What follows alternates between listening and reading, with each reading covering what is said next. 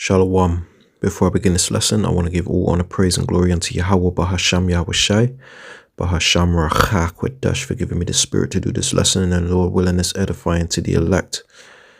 Double honors to the elders and the apostles of Great Millstone who rule well, the leaders of all Israelites in these end times, who are showing us the correct way to salvation.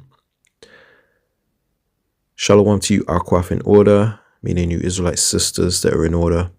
Shalom to you brothers out there teaching, and shalom to you Israelites that look like these other races of people, but your seed line goes back to Abraham, Isaac, and Jacob, making you a Hebrew Israelite, because this thing ain't about color, it's about the chosen seed line, and the seed line of Israel was scattered among all nations, therefore they're going to look like all nations. It's not a color thing. It's about the chosen seed line, always has been, and that's what we teach, so that there's no confusion. All right. So in this lesson, I'm going to go into karma. Okay. Maybe I'll just name it karma. Right. Because karma is what people say, when it comes to, people getting what they deserve in life, whether you sow good things, you reap good, quote unquote karma. We in the truth, man, we don't use the word karma. I mean, we may at times, in the sense that, it's a term that people understand. But when you go into the origin of that word, it says right here, this is pulled up from AI, Bing. It says the word karma comes from Sanskrit, karman, meaning action or deed. So this is what it originally means. The word karma, it means action or deed. That was its origin. Okay. It says, and in Indian religions, it refers to the principle that actions have consequences shaping one's future. So, the origin of the word karma, Sanskrit root, it says the term karma is borrowed from the Sanskrit word karman, which literally means act, deed, or work. I'm not going to read everything for the sake of time. Let's get to what, people use in Hinduism and these other religions, right? Where is it? Philosophical meaning. Yeah. It says in Hinduism, Buddhism, and Jainism, which I need to look that up. I actually put a note for me to look that up because I don't know what Jainism is, and I'm not going to go into it in this lesson because I don't want it to be all over the place. I want to stay on topic. If you really want to find out what Jainism is, like I do, then look it up. There's Google, man. Don't take a second. In Hinduism, Buddhism, and Jainism, karma refers to the principle of cause and effect, where intentional actions shape future experiences, meaning, and you got bullet points here. It says good intent plus good action equals positive future outcomes. And then you got bad intent plus bad action equals negative future outcomes. So basically, you reap what you sow. Okay, that's what we say in the truth. You reap what you sow. People of the world call it karma. We use that term at times. You know what I mean? We ain't gonna beat around the bush because we understand that it is a term that the world understands. But I'm just bringing out the origin of that word, the true meaning of that word in this lesson, so that there's no confusion. But yeah, karma, man. Esau will receive his karma. I got a quick clip, kind of quick. It's about 1 minute and 41 seconds of this Eve, right? Breaking down how, karma is coming to the people that have, how can karma not come, basically, to the people that have done so much in this earth, right? Anyone with a, any type of wisdom or rational thinking in their brain, can understand that this man has to be judged. There ain't no way this man can get away with all that he's done in this earth, man. The world don't work like that, okay? Quote unquote karma is coming. The Lord is coming to bring balance. Let's play this. Never expect to know what karma looks like for somebody, because you know what karma might look like for the white community, for a large community that went across this entire world, colonized, raped, skinned, murdered, enslaved more than half the world in their generations. And you know what karma might look like for those people who worked hard to make sure that all that was perceived as good, was perceived as being of the Lord. They were doing the Lord's work. Karma for them would look like exposure of the truth. So when you say like, oh, you know, white people are still thriving in this country and they're still taking from Africa and they're still doing blah, blah, blah, they're still over doing this. Baby, do you know they worked hard as hell to make sure that the truth of that never got out? It never. Yeah, but you know, Esau was prophesied to be revealed in these end times, man. Let's go to it. Let's just let's type in wicked revealed. So this is 2 Thessalonians.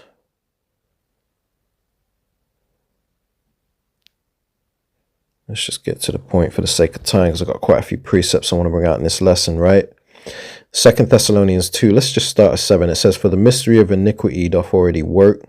Okay, so, you know, the people that are known as the son of perdition, or been revealed as the son of perdition, and the wicked, okay? It was a mystery back then who these people were. And these people, all they do is commit iniquity, okay? So the mystery of iniquity doth already work. You know, they're doing what they do. You know, the wicked was created for the day of evil. So they're spreading evil in the earth right now, and they're doing a damn good job at it, right? So the mystery of iniquity doth already work. It says only he who letteth, you know, the Most High is allowing them to do that because he's long suffering and he's waiting to fulfill his ultimate purpose, okay? That's why he's letting them run rampant in the earth right now. They're just destroying stuff, man. Only he who letteth, which is Yahweh Bashim Yahushai, the God of the Bible, quote unquote God. Only he who now letteth will let until he be taken out of the way, okay? Until Esau is taken out of the way, okay? Because that's when the kingdom of heaven comes. The kingdom of heaven is a world without them, okay? Really think about that. Verse 8, and then shall that wicked be revealed, okay? The wicked, according to Job 9:24, is the Edomite. Malachi 1 and 4. You can read that too, okay? The wicked is the Edomite. They're the current rulers of the world, and the Lord is coming to take the power from them and give it to his, you know, his chosen, Jacob. It says, and then shall that wicked be revealed. So that's what's happening right now, okay? He's being revealed all through the internet, this thing that he invented called the internet. Or that we invented, should I say. But the internet got invented, and now we're using it for a righteous purpose. Esau, everything he invents, he weaponizes and uses for wickedness, because they are the wicked, okay? But the righteous are going to use, you know, Esau's technology against him. So now we're using the internet to reveal him. And then shall that wicked be revealed, whom the Lord shall consume with the spirit of his mouth. Okay, the Lord's mouth is the prophets. And this gospel is consuming them because it's that new song. It's a song that's very unfamiliar to them. And it's a dreadful sound in their ears, okay? Because it's not good news for the nation of Edom, but it is good news for the nation of Israel, okay? And they don't like to see us have fun, let alone, you know, rule the world. But it's coming. It says, and then shall that wicked be revealed, whom the Lord shall consume with the spirit of his mouth. So we're bringing out this gospel, and it's consuming these devils. It says, and shall destroy with the brightness of his coming. So when the Lord comes, he's going to destroy these devils with these nukes and with the lasers from these chariots. And the Lord, it's going to be a very glorious day when the Lord comes, the brightness of his coming. It says, even him whose coming is after the working of Satan, which is Esau, Edom, because everything they do is adverse to the ways of the Lord. They're against nature. They're always messing with nature, man. Okay, because they're the adversary. They're adverse to the right way. Even him whose coming is after the working of Satan. Okay, who else has the power to push Satanism in the world? The very people ruling, man, which is the nation of Edom, the world knows as the so-called white man. It says, whose coming is after the working of Satan with all power and signs and lying wonders. It says, and with all deceivableness of with all deceivableness of unrighteousness in them that perish, because they receive not the love of the truth, that they might be saved. Talking about the 2/3 of our people, or the people of our nation that don't repent. Okay, they're deceived and they're going to perish with this devil. Okay, so yeah, I mean, I just wanted to bring that out because she was speaking, and I'm gonna run it back slightly, that, you know, it's about exposure. This is what they are afraid of. But, you know, this is a part of the judgment of Esau Edom. The Lord said he would expose him. He said the wicked would be revealed. And there's many more precepts to back that up. But that's just one that came off the top of the head. Let's continue. Of the Lord, they were doing the Lord's work. Karma for them would look like exposure of the truth. So when you say like, oh, you know, white people are still thriving in this country and they're still taking from Africa and they're still doing blah, blah, blah, they're still overdoing, baby, do you know they worked hard as hell to make sure that the truth of that never got out? It never got out, just for it to be 2026. Now their generations, their great grandkids are now being they're no longer trusted by society. It's now Yeah, everyone's turning on them, man. He's greatly despised and he's being chased out of the world, man. Okay, let's bring that out. I know it's in Obadiah. Let's just go to Obadiah. Okay, one of them's in Obadiah. Let's see. So this whole chapter of Obadiah is concerning Esau Edom, the so-called white man. It's all about the judgment of the so-called white man. Okay, especially verse 18, which we're not going to go into, at least not right now. We'll see, Lord willing, in the future. But it says, Obadiah 1, and we're going to just read 2. It says, behold, I have made thee small among the heathen. Thou art greatly despised. So Esau Edom is a heathen, okay, but he's one nation. He's one nation of the heathen nations, okay, known as the basest of men, according to Daniel, the book of Daniel, chapter 4 and 17. And the Lord said he's made him small among the heathen. Okay, so out of all the races of people that are not Israelites, the Edomite is the lowest, okay, insignificant. And it says, thou art greatly despised. So everybody's turning against this devil, okay, because he is greatly despised. Let's go ahead and run that back slightly. in this country and they're still taking from Africa and they're still doing blah, blah, blah, they're still overdoing. Baby, do you know they worked hard as hell to make sure that the truth of that never got out? It never got out, just for it to be 2026. Now their generations, their great grandkids are now being they're no longer trusted by society. It's now. Let's bring something else out real quick. Okay, so they try to hide their history, right? But the Bible says, I know it's in Job, I forget exactly which chapter. It says, heaven shall reveal his iniquity. There we go. Yeah, Job 20 and 27, right? It says, the heaven shall reveal his iniquity and the earth shall rise up against him. So the heaven is going into the satellites in the heavens, okay? Dealing with the internet, like I said earlier, okay? But it's also going into the prophets. The prophets, you know, through the internet are bringing out, you know, this gospel. And it's consuming Esau Edom. Okay. They're being revealed. And it's the worst thing that could happen to them. Okay.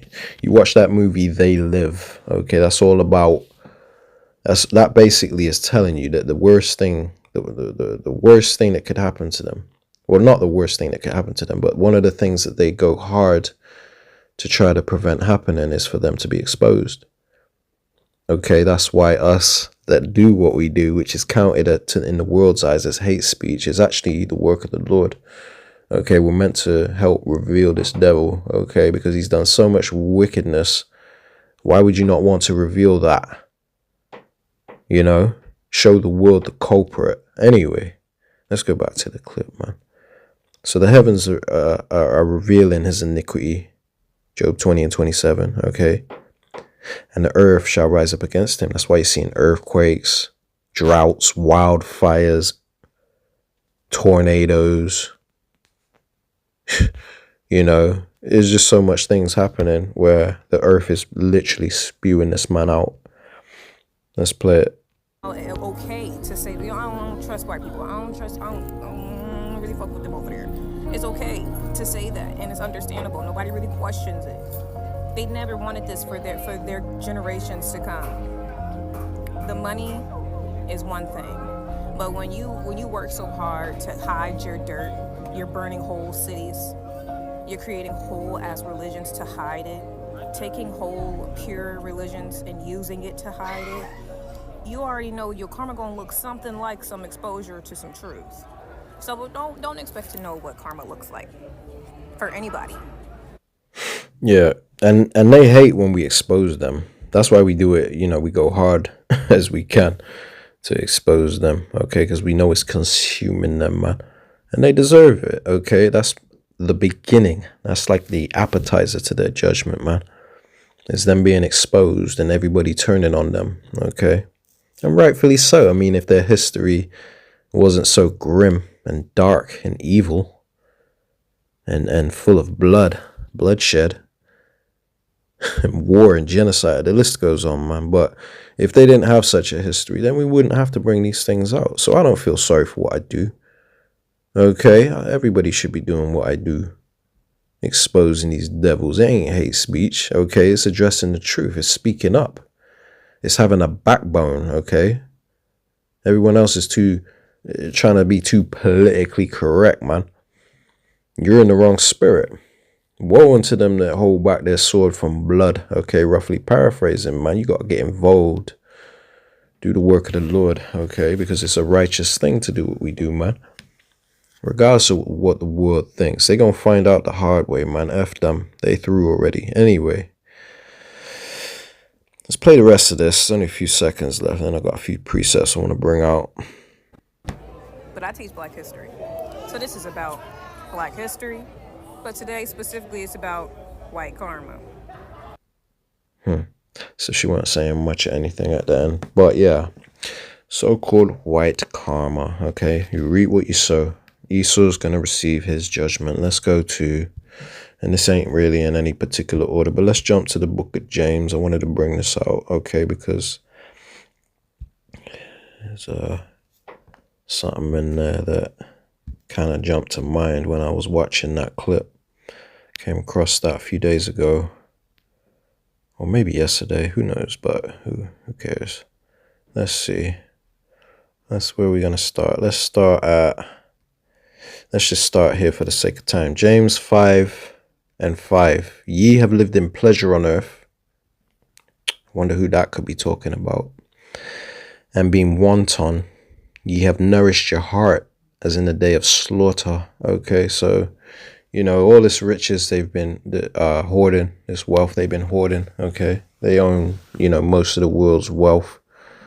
That's the reason why you ain't got nothing and you're suffering. Okay, but no one likes to address the elephant in the room. No one likes to get to the root cause of the problem. They just want to be politically correct and be accepted of the world, man. Bunch of cowards, man. Anyway, it says, ye have lived in pleasure in earth and been wanton. Ye have nourished your hearts as in the day of slaughter. So they just been fattened up for the kill, man. That's what you do when you have cattle. You fatten them up so that there's a lot of meat on there that can be consumed and you can make a profit. So they're just fattened up for the day of slaughter. It says, ye have condemned and killed the just, and he doth not resist you. What did they do when they stole America? The Gadites, the tribe of Gad, which is the Native Americans and Seminole Indians, okay, so-called. They offered nothing but peace, friendship, love. They taught you how to grow crops so that you can survive because you didn't know how to do anything for yourself, let alone cook, okay? Taught you how to bathe, all of that, which I ain't gonna get into that anyway. So, you repaid us for our love. You repaid us, by shedding our blood, which was a big mistake. And you're going to realize that in the near future if you haven't already. You mess with the wrong ones, okay? The elite nation of the earth. You mess with the Lord's apple, the apple of his eye, okay? It says in James 5:6, ye have condemned and killed the just, and he doth not resist you. We didn't put up a resistance. You've always been the aggressor, Esau Edom, okay? And if for you to think that your time isn't coming, that you're just going to ride off into the sunset, man, you are sadly mistaken, bugged out and delusional. Verse 7, be patient, therefore, brethren, okay, talking about the elect, unto the coming of the Lord, which we know is coming very, very soon. It can't come soon enough, man. It says, behold, the husbandman, which is Yahushai, waiteth for the precious fruit of the earth, which is the elect, the first fruits. It says, and have long patience for it, until he receive the early and latter rain. The early and latter rain just goes into, ancient Israel, the land of Israel in the ancient times, basically. The way they did agriculture, they had the latter and morning. Basically, it's metaphorically speaking about the elect of Israel, because the harvest is ripe. They're ripe and ready for the marriage, okay? For the bridegroom to come, the husbandman, okay? Because the elect are known as the first fruits. So the early and latter rain is just metaphorically speaking, if I pronounce that right, it's metaphorically speaking about the Israelites. Slacky, that was long-winded. James 5:8, be ye also patient, establish your hearts, which is your mind, get your mind right for the coming of the Lord, which is what we're doing. Okay, it says, for the coming of the Lord draweth nigh. And, these scriptures were written for, the times we're living in now, the end times, okay? The things that were written aforetime were written for our learning in this generation, okay? So the Bible really comes alive now, man, okay, in these end times, because all the prophecies are just jumping off the pages. Anyway, so, yeah, this is just more scriptures going into how, the Lord is fattening them up for the slaughter, man. Okay, because the main point of this, what I just read, is in verse 5. Okay, it says, ye have nourished your hearts as in the day of slaughter. So karma is coming, man. All this winning looks like they're doing. The triumphing of the wicked is sure, and the joy of the hypocrite but for a moment. Okay, they're not getting away with everything they've done. Let's go to the book of Job, chapter 27, and we're going to start at verse 13 and read through 15. It says, this is the portion of a wicked man with the Most High, and the heritage of oppressors, which they shall receive of the Almighty, who has the reputation of being the oppressors in the earth. They oppress everybody, but especially the tribes. Everyone has a common enemy in this earth. It's the so-called white man. He is the root cause of all problems, okay? Speak up, address it, okay? It is true. It's no mystery. Verse 14, it says, if his children be multiplied, it is for the sword. So the Lord is fattening them up. He's allowing them to have babies after babies and increase their wicked population so that the sacrifice is grand, basically, man. Because there's going to be a sacrifice in America, mainly in America. That's the altar. So it says in verse 14, let's read it again, Job 27 and 14. If his children, the Edomites, the so-called white man, if his children be multiplied, it is for the sword, meaning slaughter. Okay, the ultimate sword of the Lord is them ICBM nuclear missiles, which are coming soon. It says, and his offspring shall not be satisfied with bread. Okay, because we're coming into a time of Jacob's trouble. And ultimately, these plagues are for Esau, Edom. Okay, so his children, which are living today, they're getting ready to starve, a lot of them, man. And, we're excited about coming into this time because we understand they deserve this judgment, even those that have been nice to you and friendly to you. Them as a nation have to be judged just like we were judged as a nation, okay? Because you got to remember, it only took one Edomite to create a nation of them. And you see the result of that, that nation multiplying. You see the result of that in the earth today, man. We're living in a damn freak show. So it says in verse 15, those that remain of him shall be buried in death, and his widow shall not weep. Okay, because when Esau Edom, gets his judgment, his women are not gonna care. Okay, and you got to understand, a man carries the seed. So if there are any survivors of the Edomite woman, it ain't gonna be for so long. Ultimately, the whole nation is gonna be wiped out, and the children of these Edomite women are gonna be Israelites. Okay, but the point is that this man is gonna be so despised that his women are not even gonna want him. Okay, and it's starting to happen now. Their women want Jake, and for the most part, well, I wouldn't say for the most part, but it's spreading. And Esau hates it, and he ain't got nothing to look forward to, because it's only going to increase. Okay, especially when we're in rulership, they're going to see what a real man is. Okay, because Esau is a punk, to put it as politely as I can.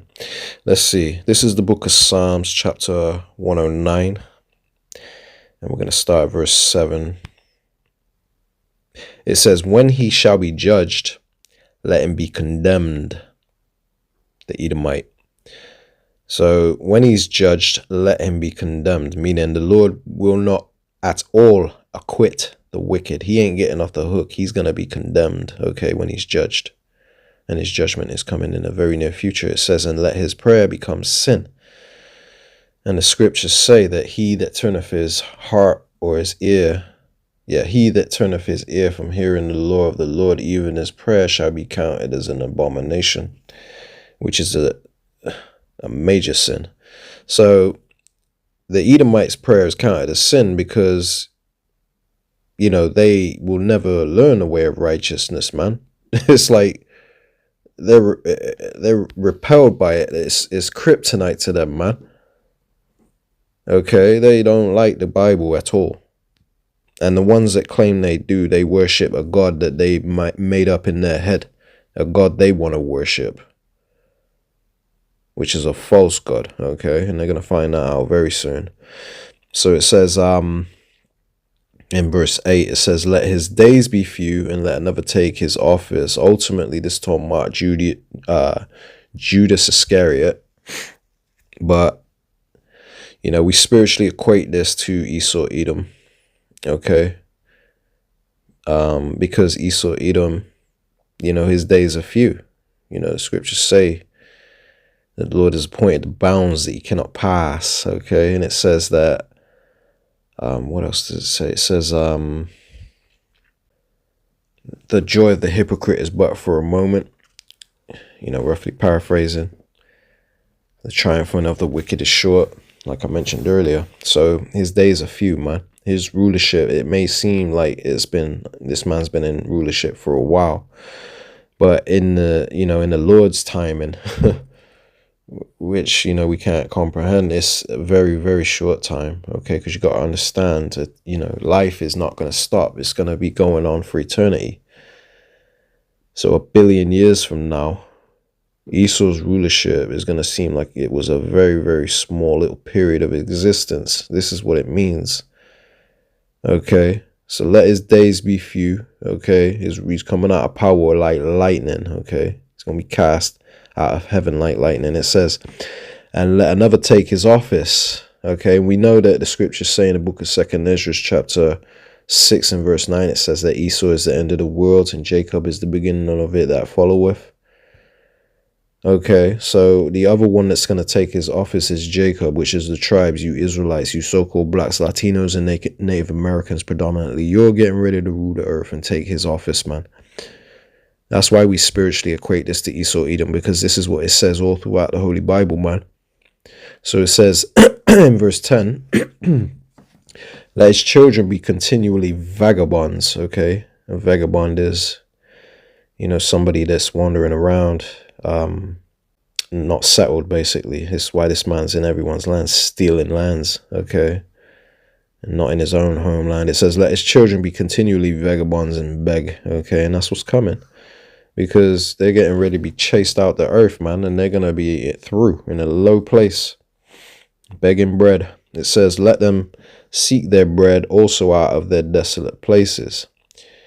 going into how, these people, their land is getting ready to become desolate.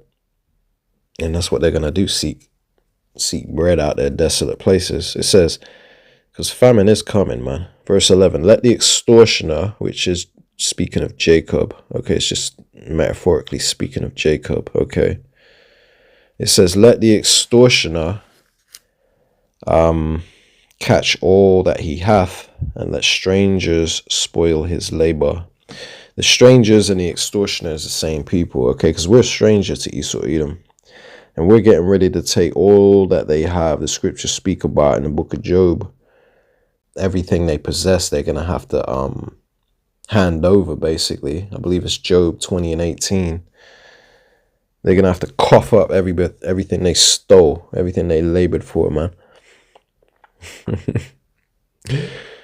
It says, let's read it again. This is Psalms 109 and 11. Let the extortioner catch all that he hath. When you go into the word extortioner, or when you go into other other translations of the Holy Bible, most of the other translations, they say creditor instead of extortioner. Okay. And a creditor, when you go into the etymology of a creditor, is someone to whom a debt is owed. And we know that Esau sold his birthright, and he has a debt that's owed to Jacob. So this is why it says, let the extortioner catch all that he have. Hey, you got to cough up that birthright, man. You sold it fair and square for a little plate of food, man. Because you're a loser. Anyway, it says, let the extortioner catch all that he have, and let the stranger spoil his labor. And that's what's coming. Okay, it says, let there be none to extend mercy unto him, because he never gave mercy unto us. It says, neither let there be any to favor his fatherless children. Okay, because Esau's going to be despised in the world. And it's already starting, but you ain't seen nothing yet. It says, let his posterity be cut off, which is his lineage, his seed line, his children, and his children's children, and his children's children. They are going to disappear. Okay, they're not they're not partaking in the world that we're getting ready to create. Let his posterity be cut off, because we don't want to see this man. We don't want to see this man in the world that we create. Heck no, man. It ain't happening. Let his posterity be cut off, and in a generation following, let their name be blotted out. It says, let the iniquity of his fathers be remembered with the Lord. Karma, right? Quote unquote. Okay, so all the iniquity and the wickedness of their ancestors, their fathers, right? Let it be remembered with the Lord. The Lord ain't forget about that. You ain't been judged for that yet, Esau. But it's coming, because the iniquity of your fathers is remembered with the Lord. It says, and let not the sin of his mother be blotted out. Let them be before the Lord continually, that he may cut off the memory of them from the earth. See, you're getting ready to go into extinction, buddy. Like I said, read Obadiah 1 and 18. Okay, read it and weep. It's not a good time to be an Edomite, man. Verse 16, because that he remembered not to show mercy. Okay. I ain't even gotta explain that. This everyone knows this man is merciless when it comes to us. Anyway, but persecuted the poor and needy man, that he might even slay the broken in heart. Our people are broken in heart, man. We're always seeking justice and equality and just to be accepted in this world, man. But he seeks to slay us. He wants to kick us while we're down, okay? Which was a big mistake, Esau Edom, man. Let's go to the book of Isaiah, okay? It says, Isaiah 14 and 16, they that see thee shall narrowly look upon thee and consider thee, saying, is this the man that made the earth to tremble and did shake kingdoms? This man that dropped nukes on the earth, the very ones that created the nukes, and then eventually dropped them. Okay, because they're going to drop them in this World War III that's coming. It's biblical prophecy. We've done many lessons on this, broke it down thoroughly. Without a doubt, America will be nuked off the map. It says, they that see thee shall narrowly look upon thee. Okay, so we're going to look at Esau Edom like, this guy's through. Because he's getting ready to go into a lower state.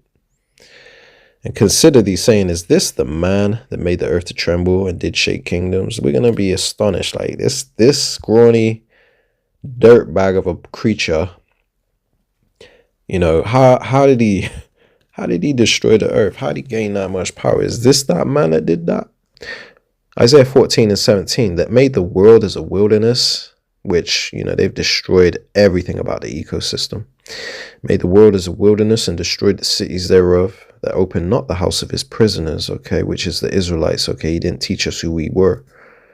He's got us trapped in these whorehouses called Christian churches, being taught lies, okay. They didn't teach us that we were the Hebrew Israelites. It says, all the kings of the nations, even all of them, lie in glory, every one in his own house. So all the nations, all the other heathen nations, they're going to be living good after they're set free, because they're getting judgment too. They're going to go into slavery too. But you're going to get it worse than all of them. Esau, Edom, you're getting it worse, boy. Okay. It says, all the kings of the nations, right? So all the heathen, even all of them lie in glory, because when we're ruling, the earth is going to be lit, and they're going to take part in that after they receive their judgment and get whipped into shape. Quit eating pork, all these abominable meats. Okay, quit worshiping these false gods and, you know, partaking in these false religions. Okay, once they've been a good little boy, you know, we're gonna reward them, set them free. They're gonna lie in glory, everyone in his own house. But Esau, Edom, oh my gosh, Esau, Edom. Let's read verse 19. It says, but thou, Esau, Edom, art cast out of thy grave like an abominable branch. Ooh, that don't sound good. It says, and as the raiment of them that are slain, filthy, thrust through with a sword that go down to the stones of the pit, as a carcass trodden underfoot. So you're going to be counted as dung in the new earth, man, when you're in chains. You ain't going to... Yeah. Verse 20. Thou shalt not be joined with them in burial, because thou hast destroyed thy land and slain thy people. Okay, because they rule the earth, man. They rule the land and the people. We all belong to Esau, Edom, in his world. It says, they've destroyed the land and slain the people. It says the seed of evildoers. Notice it says seed. This is a nation thing, a particular race of people, man. The seed of evildoers shall never be renowned. They're never going to have a good legacy as a whole. If you can't see this, you are spiritually blind. It's very easy to see. It's just people don't want to see it. So you're never going to be renowned. You're not going to have any, like, fame, legacy, a good legacy. You're going to have a legacy. It's going to be crap one, though. You're not going to be known as a noble, great people that brought good things to the earth, okay? Ain't going to be no statues or no Edomites standing around in our kingdom, man. We're going to forget about this man like he never existed and move on, okay? We're going to breathe. We're going to live. We're going to flourish and thrive without you. Verse 21. This is why I wanted to go here, because Esau's getting ready to be a sacrifice, man. Verse Isaiah 14:21. Prepare slaughter for his children, for the iniquity of their fathers. You're going to have to pay for what your ancestors did, because ultimately that was you in the first place. This is something you can't wrap your head around, because you don't understand the mysteries of the Holy Bible. You don't understand reincarnation. But you're the same people here again, okay? The Lord said that when he returns, all eyes are going to see him, even those that pierced him. How can those that pierced him see him on his second coming? You got to think about it, man. But that's just one of many precepts that, you know, prove reincarnation. It says, prepare slaughter for his children for the iniquity of their fathers, that they do not rise, nor possess the land, nor fill the face of the world with cities. The Lord is coming to take you out of rulership, because you have done enough, boy. You've totally jacked up this earth, man. And enough is enough. It says, for I will rise up against them, saith the Lord of hosts, Yahweh Ba'ashem Yahweh Shai, and cut off from Babylon, aka America, the name and remnant and son and nephew, saith Yahweh, all of you, every single one of them. It says, I will also make it a possession for the bittern and pools of water, and I will sweep it with the besom of destruction, saith Yahweh of hosts. Talking about America. America is going to be turned into a desert, and it's going to be inhabited by desert creatures. Okay. Let's turn quickly to the book of Isaiah, and we're just going to skip to 34. There we go. We're going to start at 5, read through 6. Further proving that the Edomites are getting ready to be slaughtered by ICBM nuclear missiles. Isaiah 34 and 5. For my sword shall be bathed in heaven. The sword of the Lord is the nukes. The Lord had the Edomites create that for his weapon of indignation. It says, for my sword shall be bathed in heaven. So the nukes are going to go up into the atmosphere. Behold, it shall come down upon Idumea. So it's going to go across the earth, come down upon the Edomites. Idumea is a Greek term for the nation of Edom. It says, and upon the people of my curse to judgment. The people of the Lord's curse is the Edomite, because the curse of the Lord is in the house of the wicked are the Edomites. So the Lord is getting ready to bring this nuke down upon the Edomite and anyone that's down with them in their system. So it says, the sword of Yahweh is filled with blood. The sword representing the nukes. Filled with blood. It is made fat with fatness.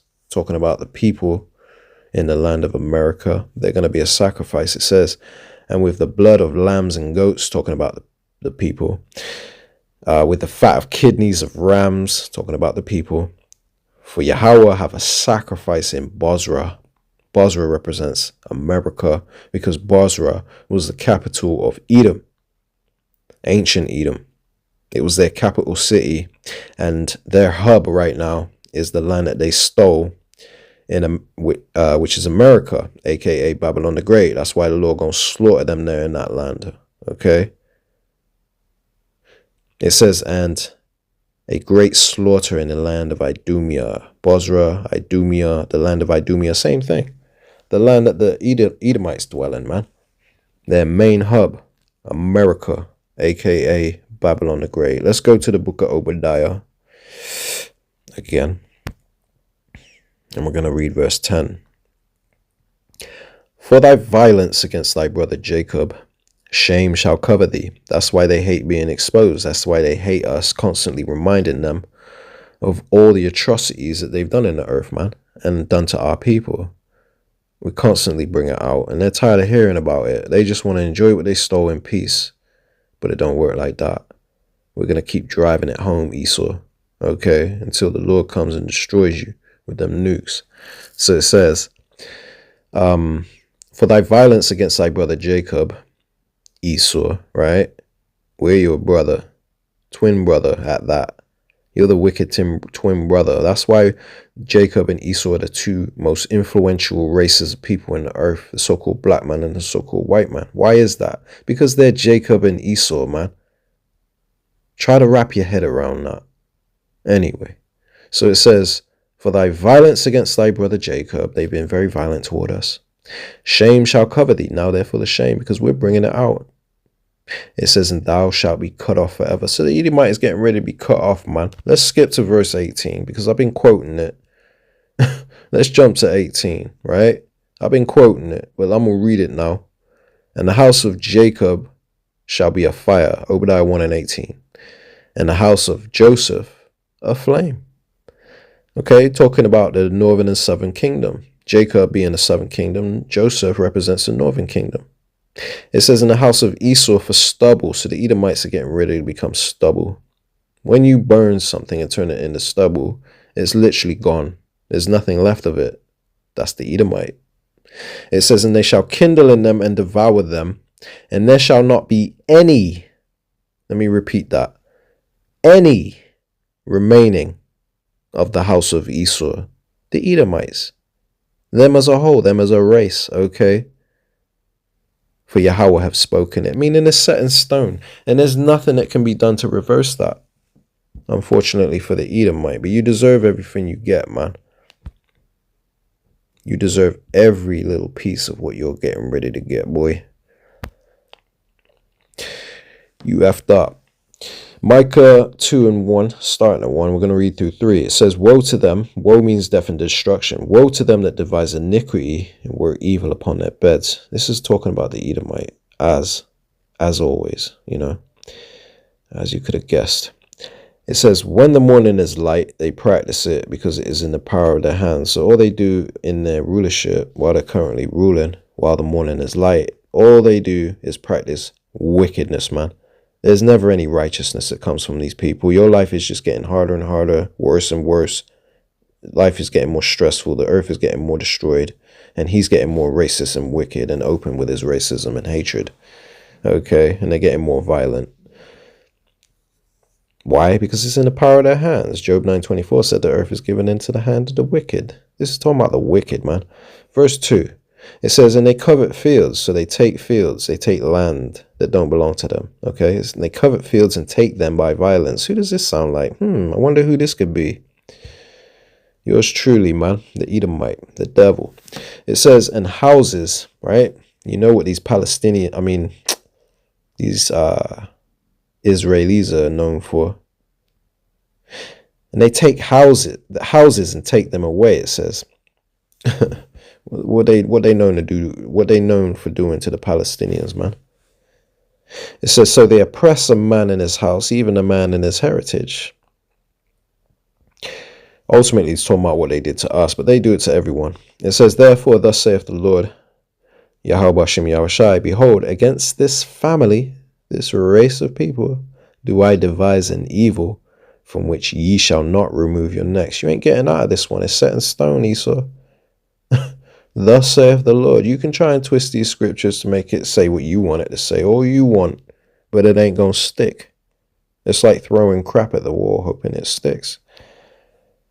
Neither shall ye go haughtily, proud, for this time is evil. So the Lord getting ready to wipe the pride off your face, Esau, Edom, man, because we're living in a very evil time, and a lot of that evil is coming to you, man. Let's go to the book of Ezekiel, and we're going to close it out with chapter 35.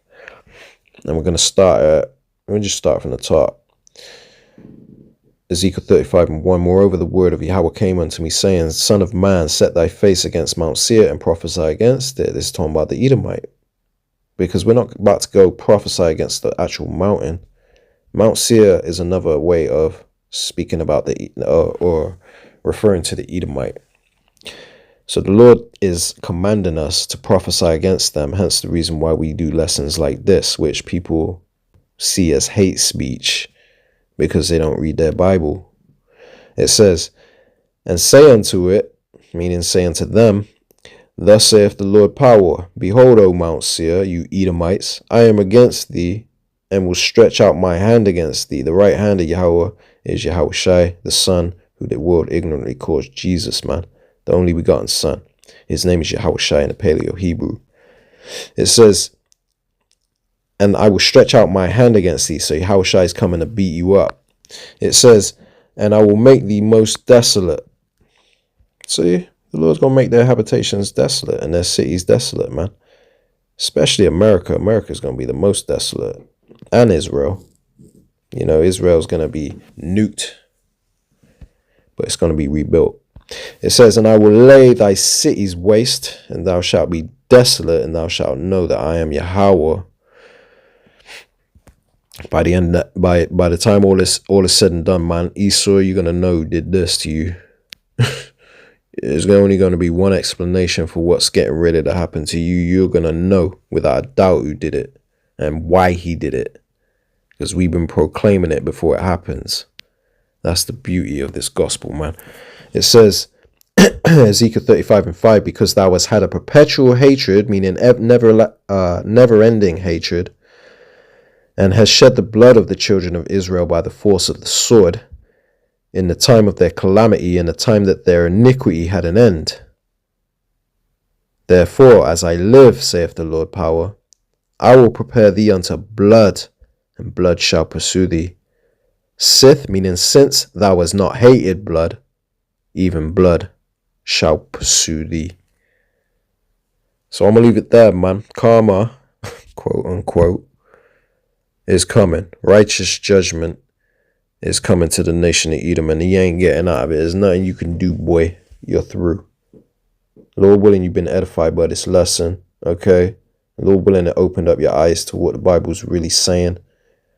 You know, do your due diligence to read, to study this lesson, study these scriptures I brought out, you know, to see for yourself, you know, what it's really saying, if the Holy Spirit's dealing with you, man.